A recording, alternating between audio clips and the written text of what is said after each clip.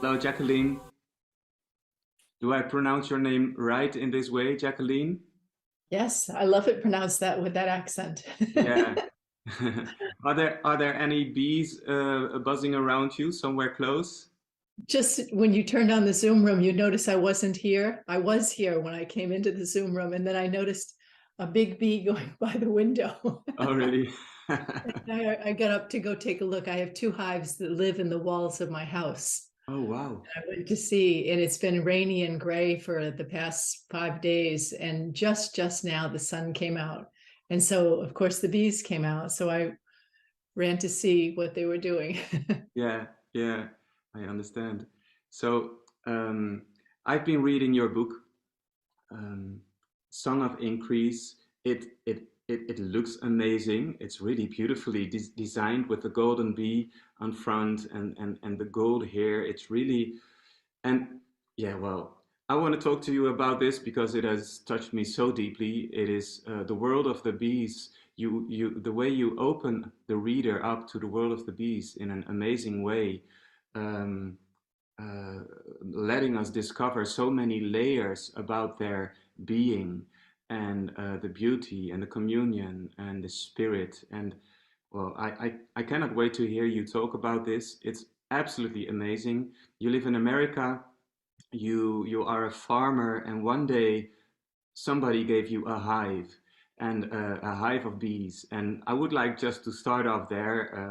That has been a while ago, and maybe you can tell what happened because Because it was very unexpected. Yes, that's a good reason to start. My husband and I had just bought a farm on 10 acres, and we were not farmers, but we were interested in learning about farming, especially biodynamic farming, which has a whole quality of spirit to it. This was 20 years ago, and a friend of mine came and said, she said, you have a farm, you should have bees. And I thought, that sounds logical. Sure. It was a neighbor who had just bought the house, and she didn't want, it was a derelict hive in the back forest, and she didn't know anything about bees, didn't want bees on her land, and asked if this neighbor could find a place for them. So she asked us, and I said, sure, that sounded great. And so we moved with much fanfare. We moved the hive from the city of Portland, which is about 45 minutes from me, mhm, up here to our farm. We were dressed to the nines. We had so much protective equipment, like the bees were going to come out and attack us. yeah, yeah, Wrapped the hive up in a it was just, the level of fear was astounding to me now when I think back on that. And the next day I went out to see the hive. We had put them down in a lower field, and I went out and I got just dressed, the bee hat, the bee veil, the bee gloves, duct tape around my sleeves so that no bee yeah, could get in through a little sleeve hole there, duct tape around my knee-high boots. And I went and I sat next to the hive. The funny thing was that this was in July, and it was very hot. oh, wow. There you were. I Yeah, had put on extra clothing underneath just in case the stingers could, I mean, just the misperceptions I had about bees were just yeah, astounding. yeah. So I sat next to them and I watched. I was dripping sweat, and I was fascinated by them nonetheless. And I went every day and I sat next to them. And finally, I started realizing that the bees had never made a single move toward me. If they landed on me, they landed on me like they were landing on the branch of a tree. Yeah, yeah. They barely acknowledged my presence. Wow. And I realized I didn't have to have the double layer of clothing on. I didn't probably need the duct tape around my wrists and ankles. And um, it took a while for me to trust that they weren't going to harm me. Wow.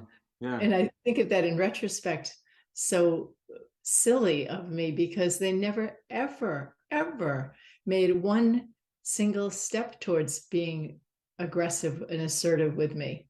So that was just kind of me responding to things I'd seen on TV, Yeah. books I'd read about, movies that scare you about Yeah. things. Yeah. All of this stuff is I credit the media really with greatly influencing our common sense. Yeah, yeah, yeah. Because they're what I've read now even more. They're the most magnificent creatures and the most magnificent being probably on this planet. Well, that's the way I feel it now because I'm just deeply in love now. And That you're deeply in love with them now. yeah, yeah. Well, if I had a book like this to read when I first started, I think it would have been very different for me. Yeah, that's why I'm so excited to talk with you about this because everyone in the Netherlands this will be broadcasted in the Netherlands and in Belgium should know about this. And you know, people who have a big garden who would like to have bees, you really need to, and also people who are on a spiritual awakening journey. You know, we can learn so much because maybe we can go there already. Like, if there's something that we can learn from the bees in all these years, what would you say? What, there's many things probably, but what would you say? What have you learned that you could say, ah, this is really a teaching for us as humankind? Well, I've found that they're really spiritual teachers. Hmm. You know, that was unexpected. I thought they were a part of agriculture. And then the more that I've spent 20 years with them now, I watch them and I see how cooperative they are. And I think that's probably the biggest thing I think about in terms of what do they embody? Cooperation. They care for each other. They worked, you know, one time I was in my hive and it was hot. It was in the middle of the summer and I probably shouldn't have been in there. It was too hot. The wax is too pliable. Then it doesn't have as much of its structure. But many of my first years, I made mistakes doing things that I should have questioned. You know, if people say, well, that's okay, you can go in the hive anytime, I just assumed that was true. And then as I got more along, I started asking myself, do I need to? Why do I think I have to? Yeah. What am I going to do that they can't do on their own? Anyway, I was in there one time and I bumped a frame that has the comb on it. I don't have a frame here, but it's a wooden frame. And then it has a big piece of wax that's filled with honey on it. I bumped it and it fell off the bar. Wow. It actually fell off and it dropped down about an inch or two.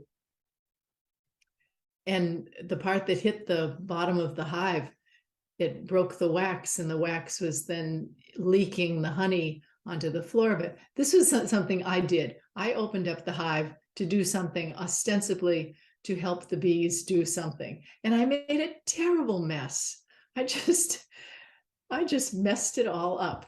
Yeah. And I watched the bees and I just had this, oh my God, look what I just did. I made a terrible mistake. I shouldn't have done this. And I was, you know, doing my ritual thoughts in my head, which are, you know, what a terrible thing you've done. And I felt bad. And what are they going to do? And I saw what the bees did. They were all busy doing something. And each of them turned and looked and went, huh. And then they stopped doing what they were doing and they came down and all of them got together and they cleaned up the mess. Wow. There was no anger at me. There was no guilt. There was no punishment. There was nothing. There was no sadness. There was no grief. There was nothing there other than I'm doing a task. There's a task over here that needs to be done. We'll all come and fix the problem. Wow. It was so peaceful and so kind and so calm. And I just remember what a lesson that was to me, of where I was about to head off with my own head and my own thoughts. Yeah. Making myself wrong and everything else. And how they simply just as a community said, this is something that needs our attention. Now we go and fix it. Wow. And then when it was done, they came back and fixed it. And I just want to say something amazing about this too. I broke this comb and it fell off the bar. So the bar is like this and the comb is here. So this big piece of comb, boom, fell down here. It was still between bars. So I had kind of propped it up. I put a stick on one side and a stick on the other side and kind of put the comb so it was back on the bar again. But there was a gap of about 2 inches where it had fallen down.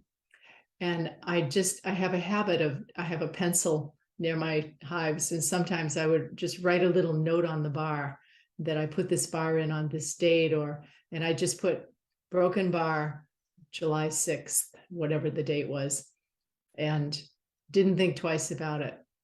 And months later, probably 2 months later, I went in that same box again in the hive. And I said, oh, I remember this was the one where I made that mess and I dropped that comb off in there. And I went, I wonder where, oh, look, I wrote the date right on the bar.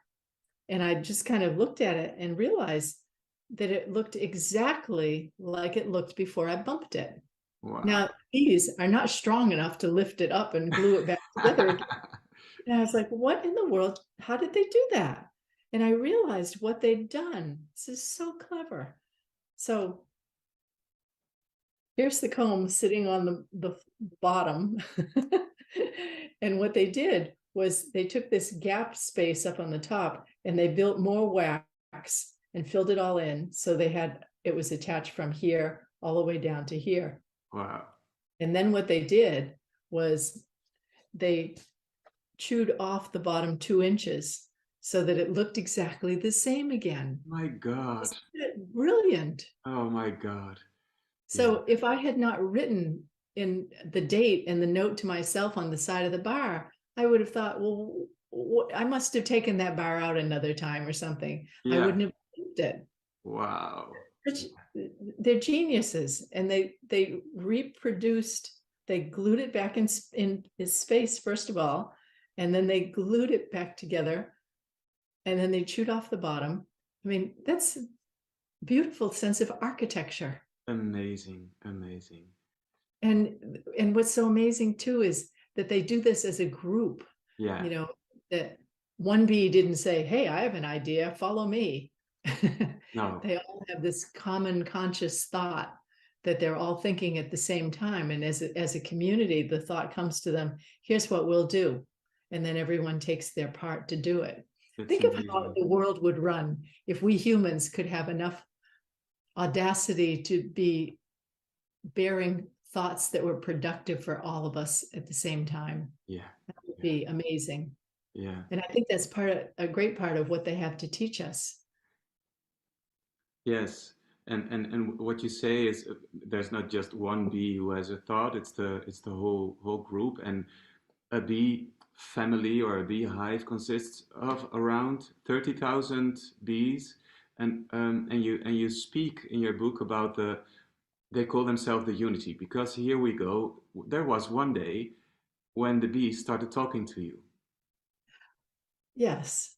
So we go there, and the bees, they call themselves the unity, which already is beautiful, and they never ever see themselves as divided. They are always in one, at one, and the spirit of a bee is, there's just one bee spirit. Is it like that?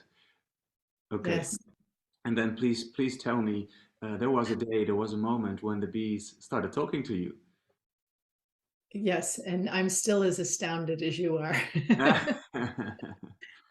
When I first got the bees, I said to myself, I know nothing about bees. I probably should learn something about bees. So I went off and signed up for bee school.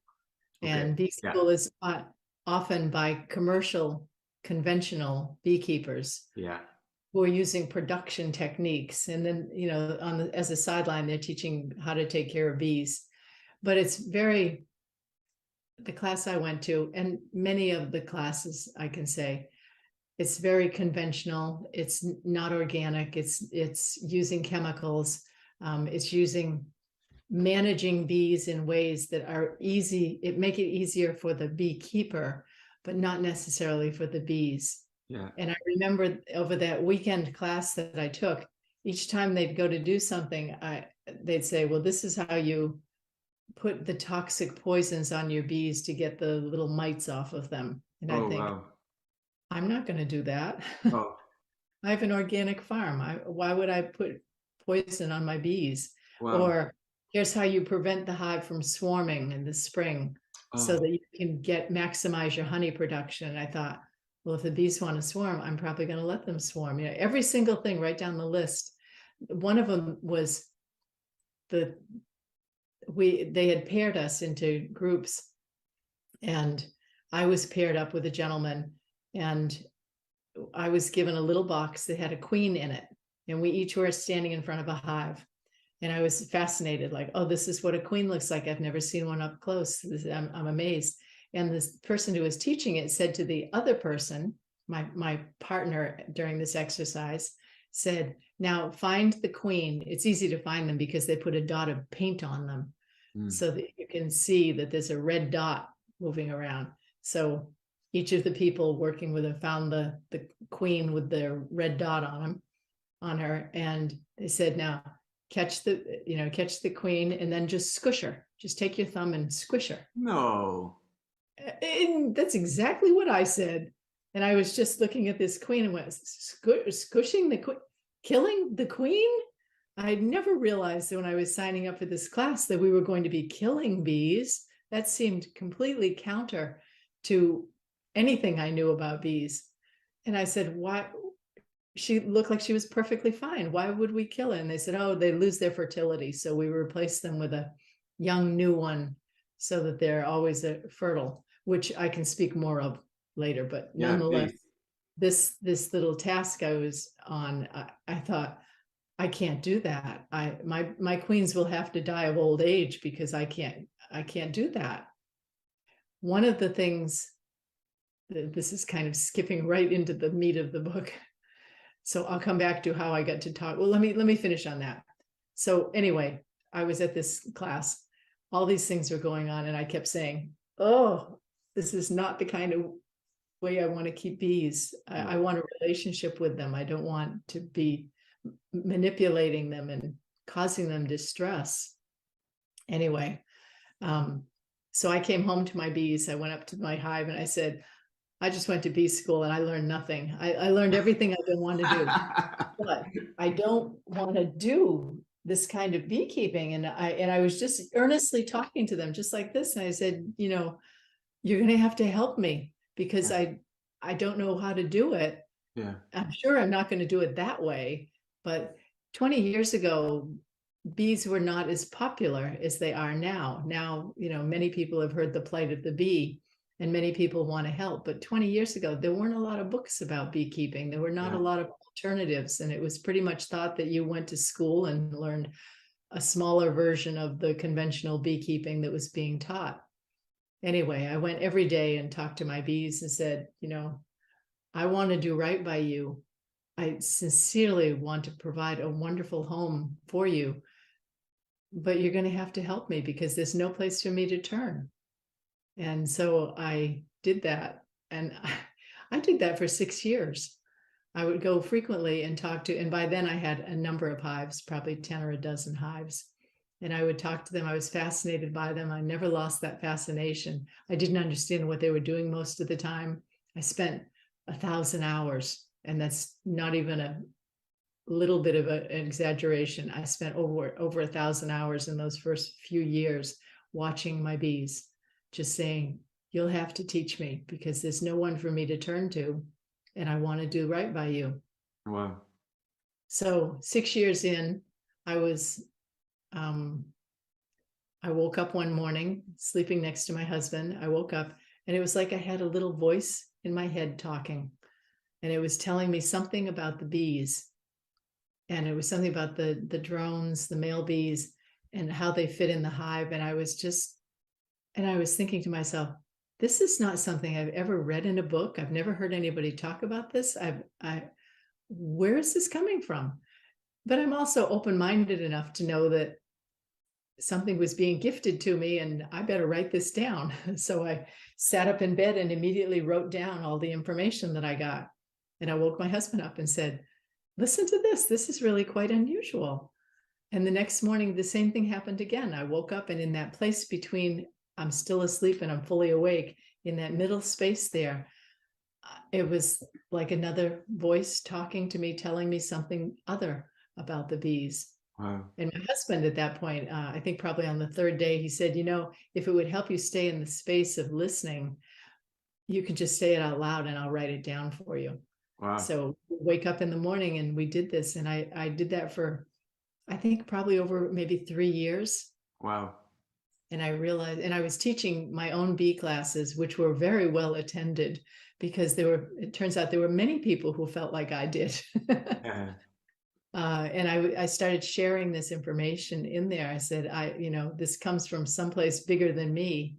And as people were listening to it, they were saying, that just makes so much more sense than the type of beekeeping that we've learned. And,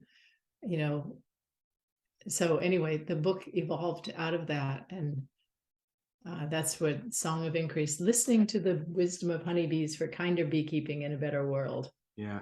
That's where that book came from. Yeah. So it's strange to me because I didn't write the book, and I have some stories in the book about me interacting with bees. Those I wrote. But the information about bees and how they think and feel and how they act and how they know, how their worldview, that all came from the bees. Yeah. Can't be too attached to It's more than amazing. It's so multi-layered. And well, your credit is 100% sitting with bees, saying to them 6 year long, I want to do you good. So that's of course, that's what I think that's like it showed them I was earnest, and I was truly earnest. I didn't expect an answer though. No. Who would have thought they would go start speaking back? But they did, and they've shared really very deep information, and not only about ways that beekeeping can be in a much more friendly way, and so that a hive can thrive and that they can. So I would like you to speak a little bit about that, because the conventional beekeeping, you say, is actually damaging the bees, and also especially the spiritual side which they have, which back then almost nobody had any knowing about. But you also talk about Rudolf Steiner, who also talks beautifully about the spirit of the bees. What would you say? You wanted to say a bit about the queen and why it is so important to let her live and her fertility, and maybe you can say something about this. This is a really good example of conventional beekeeping versus this kind of open-minded spiritual view of bees. In conventional beekeeping, bees, every hive in the springtime has an opportunity to multiply itself, replicate itself. And what they'll do is, when spring is the time when all the flowers come out and the nectar is being brought in and made into honey, the queen is laying lots of babies so that there's a bigger workforce. It's just the time of high productivity. And that's where I got the name of my book from. Song of Increase this is the time of increase. And one of the things that happens is there'll be a moment when the bees realize that there's going to be more than enough, so they can double themselves. So when they do this, there'll be preparations for more than a month, saying, when we get to this point, then we can split off a part of our hive and send out the old queen with a whole contingent of young workers, and they'll go find another place to make a hive and make a home. So they double this one hive, and then whoop, now there's two hives. So that's how they reproduce themselves. And this swarm itself is just such a magical being. Part of this whole hive is this swarming, this activity of excitement, is that they're bonding, that they're like, with this group right here, we are leaving now and we're going to find our new home and we're going to build a new home together.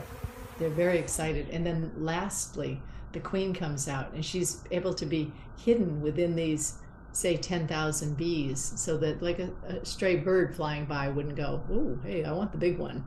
Yeah.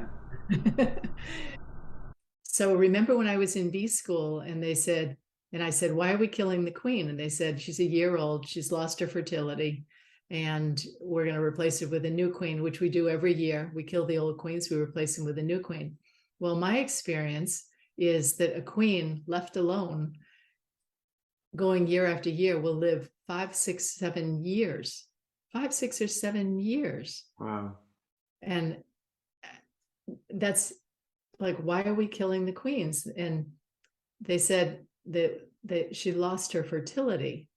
Now, that makes me think she lost her fertility. The old queen that they're killing, she didn't lose her fertility. When I asked the bees about that, and sometimes I get to ask questions and they answer me. Sometimes I ask questions and they ignore me completely.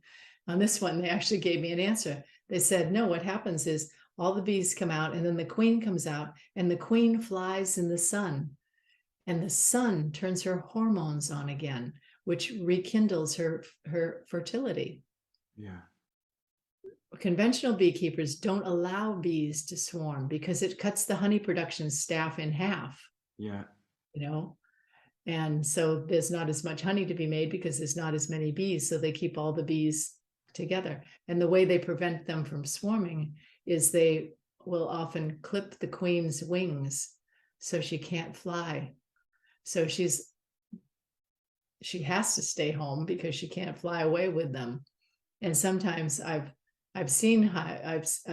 worked with hundreds of swarms, and I've seen the ones where the queen comes out and someone had bought a queen and didn't know that they had clipped the queen's wings, and the bee comes out and she just falls to the ground and she can't fly, and it's so sad. And the bees will go back in. Hopefully the queen can get back in, or it just makes problems. It's terribly disrespectful. And the truth of it is, the queen didn't lose her fertility. She was denied her fertility because she wasn't allowed to do a natural process that rekindles her fertility again.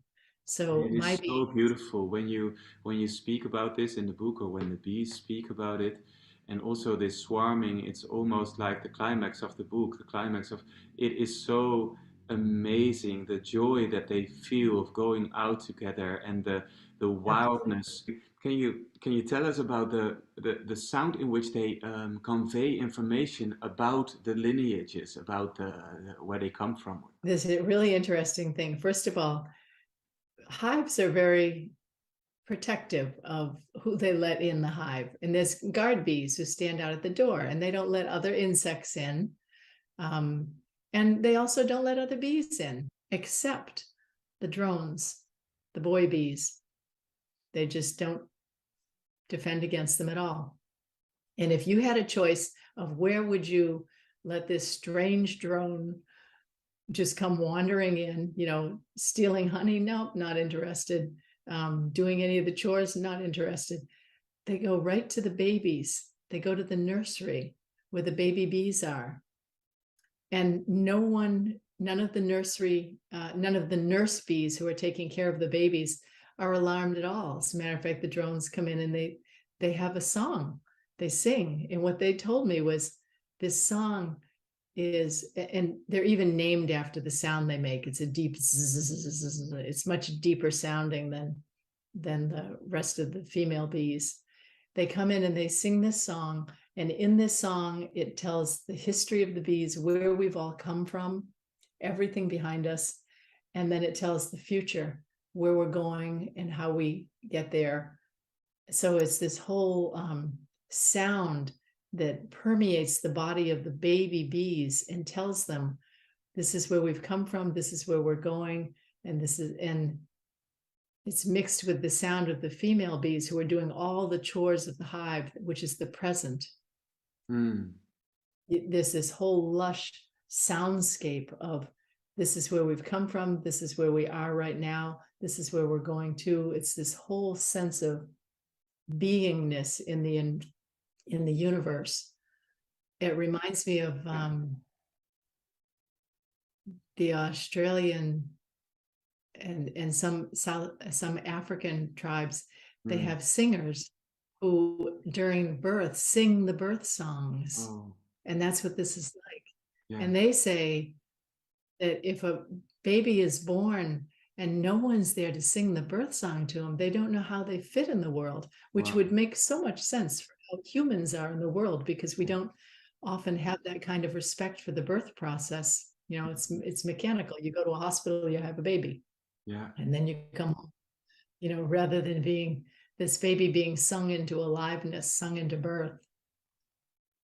So I think that's one of the lessons for that, is to look at what this process is and re-invite that back into the birth process for humans. Yeah. That we all are part of the community that has come from the past and going for in the future and fully present in the present, that we participate in that. Yeah. Yeah. Yes. And one last question. We're almost heading a bit to the end of the interview of our time.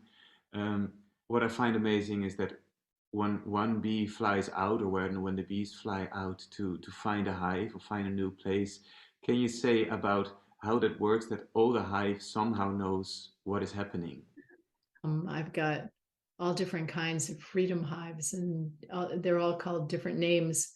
But what I have them out there for is that way the bees can choose. See that this one is the appropriate one for this particular hive.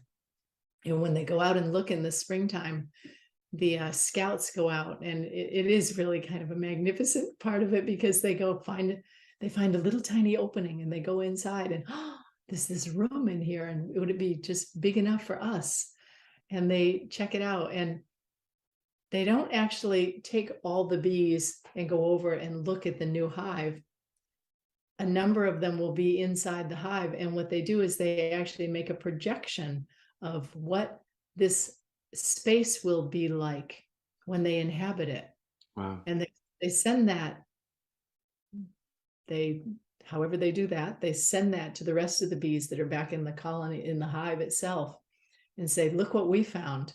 And so they're not sending a picture of an empty space. They're sending a picture of, this is what it can be like. Wow. There's actually a moment where they decide to choose that particular hive, but only a few of them have been to visit it. And then they all will move over and into it on the day that they do their swarm. And I just want to say one thing that they do when they come in. So they've got this whole big empty space, and now they're going to build a hive inside of it. They're going to build all the wax structure.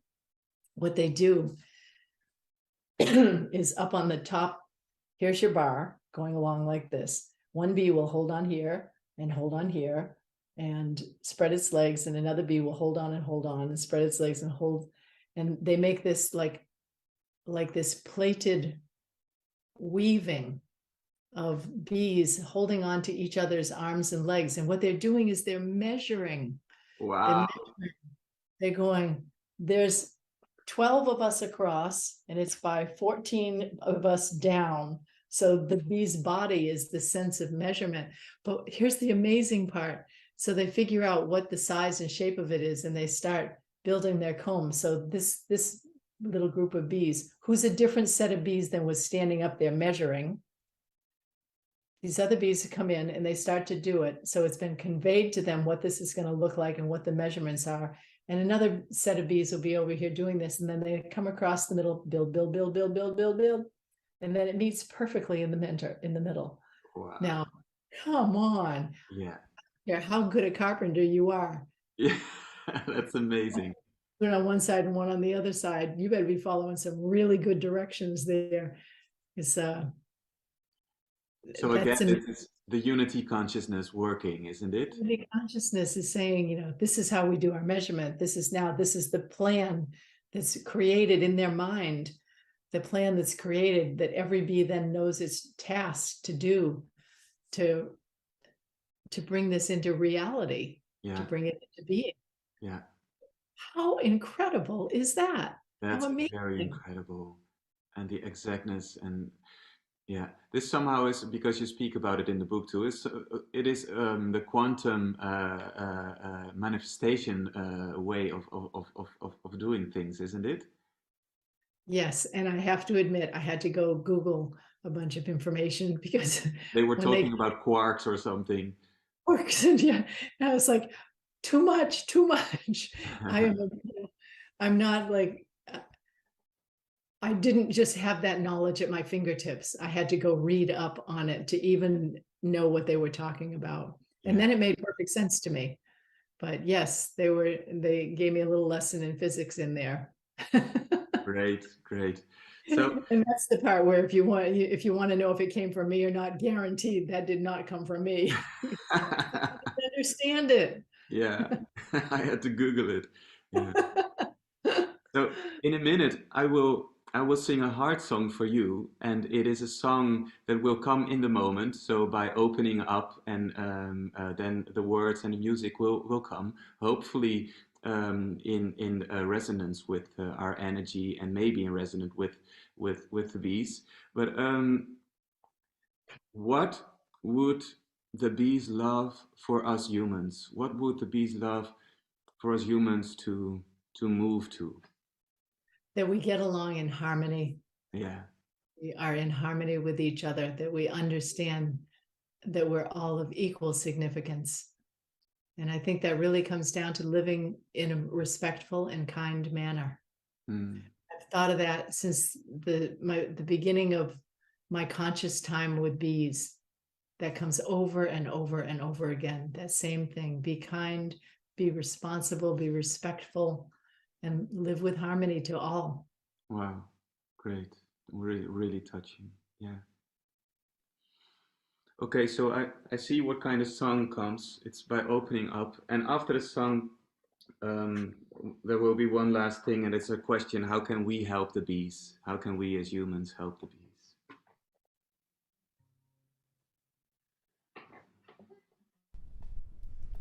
So this is for you, Jacqueline.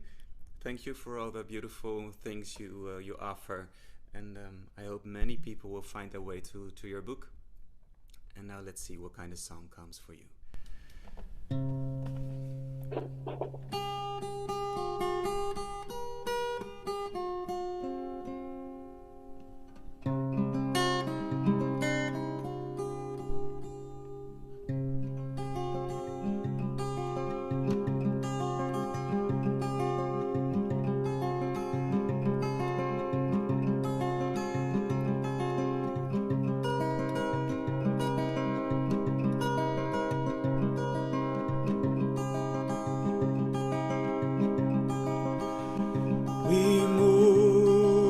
As a one body, we are just one soul, here for everybody, for the good of all. We move in surrender as one.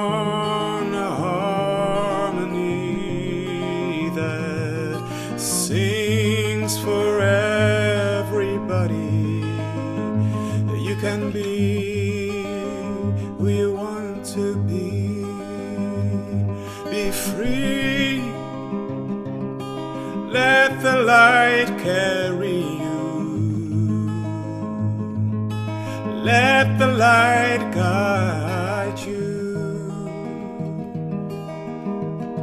And we all are heading the same way we can be, moving together, bringing this pleasure everywhere we go. Know that we are keepers of the light, and we hold it inside, and we spread it every time. We are here when we fly. We are keepers of the love, and we bring it from above to the land beneath your feet. This is where we will meet again and again. Oh, we fly, surrender to the ocean. To bring back the light inside,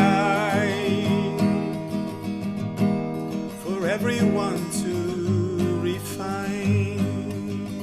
And we are grateful for every instant, grateful for everything you give, grateful for all the instants that you speak with us, that you care for us, that you're holding us, you're reaching teaching us, you're bringing us alive by meeting us the way we truly are, beings of the stars.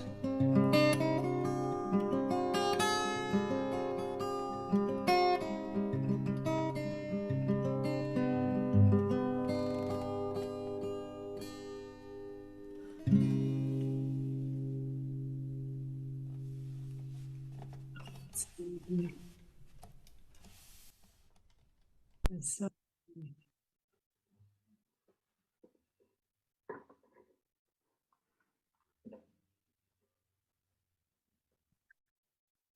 excuse me for just one moment. I need to get something. And it just came to me that I had. Do you know that it's in Dutch? Oh, no! Is it translated? Yes. This is, I didn't know that. Wow. I As a didn't matter know of that. fact, this was the first language the book was translated into. That's amazing.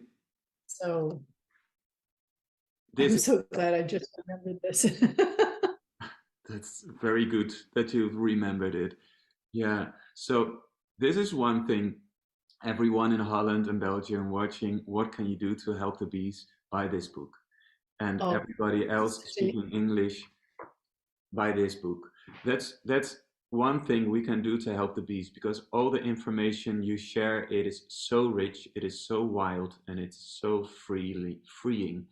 Um, what else could you just say a few things? What can we do to help the bees be the such bee? an easy answer. Such an easy answer. Don't use chemicals. Toxic chemicals don't belong in the world. And the other is plant flowers. You don't have to become a beekeeper. As a matter of fact, I don't encourage a lot of people to become beekeepers.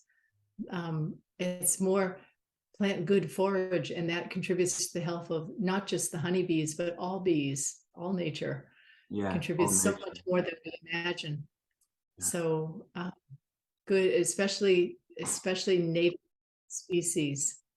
So plant stuff. Even if you live in an apartment that has a little deck as big as my desk, you can put plants out there. And the best ones are native species and flowering herbs. Yeah, Flowering herbs are also medicinals, and the bees use it for making their medicine. really great. Thanks a lot, Jacqueline, for this wonderful talk. And well, a lot of love to the bees. Thank you.